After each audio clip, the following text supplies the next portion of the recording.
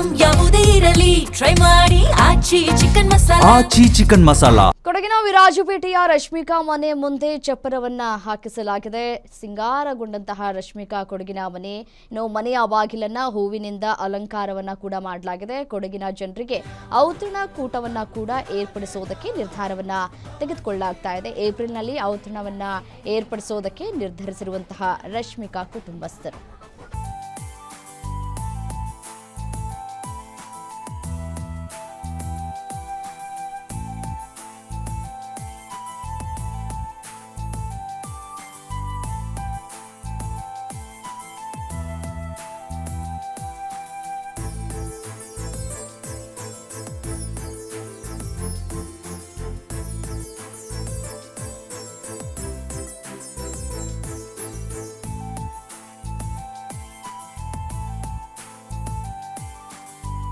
ನಿಮ್ಮೂರಿನಿಂದ ವಿಶ್ವ ಮಟ್ಟದವರೆಗೆ ರಾಜಕೀಯ, cinema, sports ಯಾವ ಸುದ್ದಿಯೂ ಮಿಸ್ ಆಗಲ್ಲ. ಬರೀ ಸುದ್ದಿಯಷ್ಟೇ ಅಲ್ಲ, ಜೊತೆಯಲ್ಲೇ ಇರುತ್ತೆ ವಿಶ್ಲೇಷಣೆ.